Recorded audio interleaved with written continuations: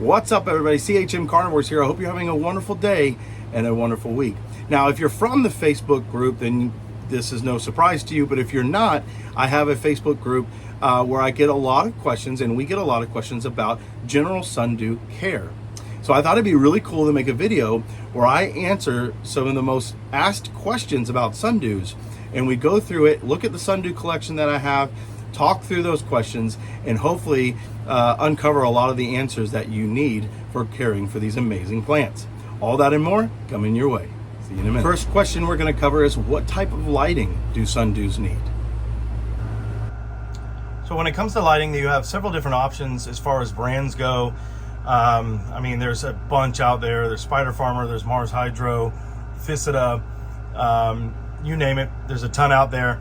They all pretty much do the same thing, but the most important thing, you hear a lot of people talk about lumens and all the different verbiage, but the most important thing when you're growing these plants is called ppfd, and simply put, that's how well the light is able to be absorbed by the plant. And so you're going to want, on the very low end, 100 ppfd, but it can go as high as 800 for sundews. They are very much light loving. For the most part, there are a couple that don't like as much light, like the Three Sisters don't really like as much light, but for the most part, they're going to want a lot of light. And so how do you know if your plant is getting enough? And the two big characteristics are, for the most common, obviously, is going to be the dew.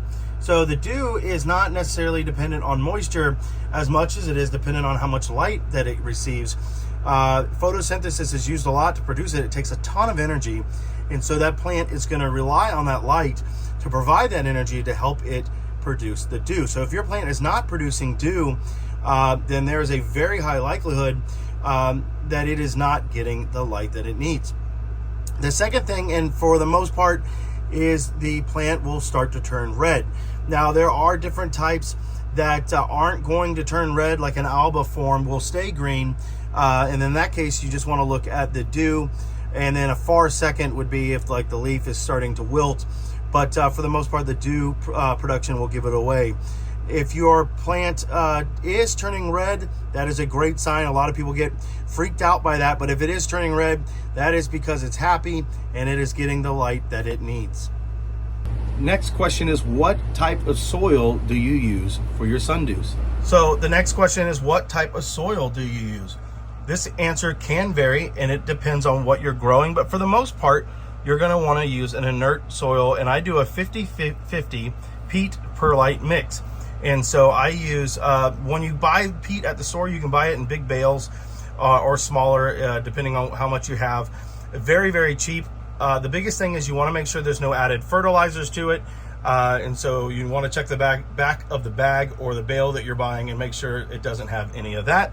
And the perlite, same thing. You want to make sure it's a horticultural perlite, that it doesn't contain any added minerals to it. Why is that important? That is super important because it may not hurt your plant at the very beginning, but if you use a soil that has any sort of fertilizers or added minerals to it, that will build up over time, and it will certainly kill your plant. Remember, these plants are meant to grow in inert soils. That's how they've grown and evolved, and so any added minerals over time will cause them a lot of issues. Now, there are some plants like a Alicia, that's way in the back there, that do very well in sphagnum moss, but I usually do a 50-50 on that as well. Now, sundews aren't as picky about airflow around their roots, but I like to give them that perlite in there just to help protect against any sort of anaerobic soil conditions. One thing you can do is make sure that you keep the water levels, which I'll touch on in a minute, every now and then let it kind of dry down a little bit to help protect against that anaerobic soil. But we'll talk about that in just a moment. Question number 3, what type of water should you use for your sundews? So this question gets asked a lot, what type of water to use. In general, you want to use reverse osmosis water. You want to use distilled water or rainwater. Now, if you are collecting rainwater and you do get it from like a roof or have it go into a rain barrel, you're going to want to check the parts per million to make sure it's not over 50, because just like I talked about with the soil, if it's coming off your roof, there's a chance that it could be picking up minerals, and so you want to make sure that it's not over 50 parts per million, and that way it won't cause long-term damage to your plant. What I use for a lot of my plants is, I don't know if you consider it runoff or what, but I have a dehumidifier in my house, and I use that water. I will say only one word of caution on that is you want to make sure that you're cleaning out the trap regularly, because those traps will start to develop mold and mildew, and you don't want to transfer that to your plants, as it could cause some issues for you. But runoff from ACs does work. Again, just check, make sure the parts per million is below 50, and you will be good. It's very, very important that you use one of those three, and then maybe even a fourth method that I just discussed about runoff. If you are going to use tap water, some people are able to do it. Most people aren't, just because there's a lot of minerals in the city water, or well water. But if you are able to do it, awesome on you. Go ahead and use that. It'll save you a lot of money and time. But again, get yourself a meter, check the parts per million, just to make sure you're in the clear. As far as water heights go, this depends on the type of plant that you have. A capensis, like I have here in the front here, they like a decently high watermark. They will certainly do fine in a lower watermark, but they can live with up to half of their pot in water. Same thing with Drosera bonata. They like it more wet. There are some species that don't like it as wet, and but you just want to do your research on that and make sure. But for the most part, Drosera are very, very hardy and will do just fine. I usually keep on average about a third of the pot in water. And like I said, you can let the water drain out every once in a while. You do not want the media to get dry, but you can let the water drain out every once in a while to help with any anaerobic conditions to your soil. The next question is, how do sundews catch prey, and then what can you expect when they do catch it? So I'm going to add a little bit to this question. So how do sundews catch prey, and how long do they take to digest, and all that good stuff? So sundews catch prey. The prey comes to it thinking, hey, this is a dew that I need. Maybe I'll get a drink. They get stuck on there. Now, depending on the variety, they will fold up. This is bonata. Bonata will fold a little bit, but for the most part, it will catch that prey. It will fold its little tentacles in, but it's not going to see a lot of action on the leaves. Filiformis, same thing, right there. It will catch the prey. It's not going to fold or roll over the prey at all. A capensis, I don't know if you can see it. Man, there's just so much in here, it's hard to tell. But a capensis will fold over completely. And here on this adelaide, you can see how it's done so as well. It's folded over on the prey. I just fed these. And then I don't know, for the trained eye, you might be able to tell. This is something I'm going to cover here in just a moment, but we're going to talk about pests. So when it comes to Drosera, you will get quite a few of those. And they are easy to treat, but they just take time. But I'm going to talk about that in just a minute. But as far as food, you can use dried insects, live insects. If you grow them outdoors, there's really no need to feed them. They're going to catch as much prey as they could possibly ever need, and then some. Now, if you're going to grow them indoors, you will want to feed them for significant fast growth, you're going to want to feed them once a week or once every 2 weeks. You can go longer than that for sure if you're not worried about them growing at a very quick pace. I use a fish food, just flakes. You just want to make sure that they are finely ground. Just take them in your fingertips, ground them up. That way you don't get any mold on your leaves. It's not necessarily detrimental to the plant. It will just cause that part of the leaf to die off, and that is okay. But it also just kind of looks unsightly. So just ground it up real fine. Try to keep it off the media, and it's going to be difficult to do. I'll just tell you that right offhand. But try to keep it off the media because it will start to produce mold, which is never good to introduce to your plants. Even though it should be fine, you just don't really want to introduce that if you can. The next question kind of deals with when they get unpacked, or let's say you're repotting them, and that is what to do if you get dirt on your sundew, or if they get water on them. What does that mean for the dew on the plant? If you grow sundews long enough, you will get dirt or water on them. I try not to top water them. They don't need it. They just want to be sitting in water and will do just fine.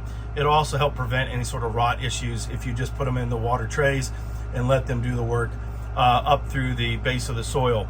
Now, if you are getting it, let's say you got it right out of the package and it's covered in dirt, and or it gets a lot of water on it or anything like that, do not fret. Everything will be okay. You can take your fingertips and just dust off or just pick off the dirt. I will tell you, it is a process and it's kind of a pain and kind of gross, but I would do that just so photosynthesis can get to the leaves. It's not going to really set the plant back. Think about these plants in the wild. Whenever there's a rainstorm, they're getting water on them, and they're also dealing with dirt getting on the leaves as well. But just take the time to get it off, just because it's unsightly, and it'll do just fine. Now, you will obviously wipe off the mucilage, and the water will sometimes wipe off the mucilage depending on how much, but it will normally do okay. But in a couple weeks, maybe in as little as a week, depending on how much light you give it, it will bounce back and be just fine. The next question, I'm going to couple of them together, and that is, what happens when your sundew flowers? Do you leave the flower, or like a Venus flytrap, do you want to cut it off? Do they self-pollinate, and how do they propagate in general? How do they multiply? So for this part, I got lucky. I actually have some capensis that are in the middle of flowering. There's also a pygmy sundew here that is flowering as well.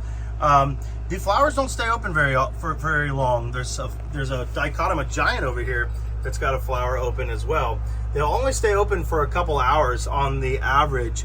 Now, depending on what species you have, this one right in the foreground is a capensis. They will self-pollinate, so they have all the parts that they need. And so as that flower opens and then closes, it will pollinate itself, and then it will produce seeds. Now, as you can see, I've got a ton of capensis in the back that have got flower stalks everywhere. You'll notice that these capensis aren't as big as you've probably seen other growers. If you do allow the flower to produce, it will slow the growth a little bit. It's not going to be too detrimental, but it will slow it a little bit. And so you just have to determine what you want to do.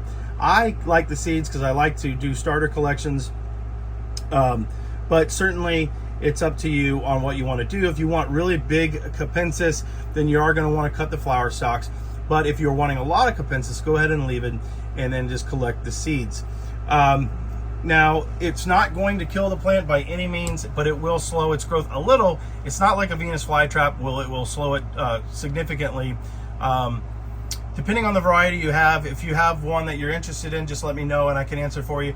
Banana, for the most part, other than one or maybe even two, are not self-pollinating, and they can't be pollinated by another clone. They're going to need a different plant in order to pollinate.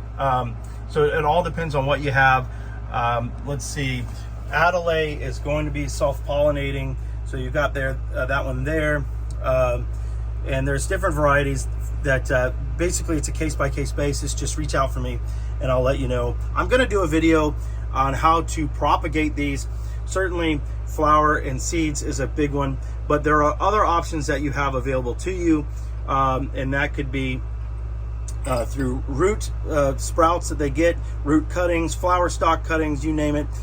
They will grow a lot of different ways. As a matter of fact, I've got a banana here that grew from a flower stalk that I put in here, and we'll watch that one grow. This is a little bit of bonus footage for you. Now, if you grow sundews, especially capensis, you are more than likely going to get aphids. I grow these semi-indoors, so even in that case, inside a grow tent, they still get aphids. Aphids are not as detrimental as a thrip or something like that. Certainly you want to go ahead and treat them because they do spread very fast. I will tell you they're very hard to get rid of, but a neem oil will do just fine. But the way you can tell you have aphids, let's see if I can get it to focus. See, it's very hard to focus, but there's these little tiny white dots. They usually attack flower stalks. See that right there? They are a pain in the butt. And if you have a very close conditioned grow area like I have, they will spread very, very fast. Neem oil, it will not be detrimental to the plant. If you do get on the tentacles, some of the leaves may or may not die depending on how grumpy the plant is, but it won't slow them down, and it will take multiple treatments in order to get rid of all of them. And you may get to a point where you just really never get rid of them. You can quarantine the plant. The other thing you can do for the Brave is get a water, it's about 110 degrees, and then dunk them for several hours. That will kill the aphids. It will set your plants back a bit, but it should not kill them. But for the most part, I try to treat them. If they go untreated, they will spread very, very fast, and they will start causing deformations in your leaf. They will also attack your flower stalks, as I stated, and then prevent you from getting seeds. So not only that, they just look unsightly and they're gross. So I try to get rid of them. If you grow your Sundews outdoors, there is a extremely high likelihood that you are going to get aphids. It is just part of the game. It's a bummer, but it does happen. Couple of bonus tips here. One is, you'll notice that I cut the flower stalks off here. And why did I do that? I wanted to try to curtail the aphid problem, so I got rid of the flower stalks. Now, did I throw the flower stalks away? No. I put them in a bin, sprayed it down with neem oil. It's not going to affect the seeds at all. And what's going to happen is those flower stalks will continue to maturate. Even off of the plant, it will produce seeds, and then I will have a full bin full of seeds to do what I will later on. So I just went ahead and cut them all off. I saw a couple more that I need to get. Now, if you do have a flowering plant like a spatulata or a capensis, you are gonna want to feed them pretty aggressively. They will flower themselves to death if you don't. As they grow more and more flower stalks, they will lose energy pretty fast. So make sure that you are feeding them regularly. Now, the big hitting question is humidity. What do you do about humidity? Contrary to popular belief, Drosera don't really need all that much humidity. A lot of growers will keep them like 80-90%, which is ridiculous. They don't need that kind of humidity. They'll certainly do fine in that, but they don't need it. I've seen them grow. My grow tent will get down to 30% humidity, and as you can see, they still are full of dew and growing just fine. The dew is not necessarily dependent on the humidity. It's more dependent on the light, number one, and then a far second would be the water levels. But humidity is really not going to play a part in that. I will tell you, if the humidity is too high, it will stunt the plant and actually potentially cause some molding issues if you don't have proper airflow. I hope that you've enjoyed this video and that it's answered a lot of your questions about Drosera. Now, I can't answer all of them, unfortunately, in one video, but if you have some questions that I didn't get to, please don't hesitate to reach out to me. I certainly will take the time to answer any questions that you have. That's what I'm here for. As always, I hope you have a wonderful day and a wonderful week. I'll see you soon.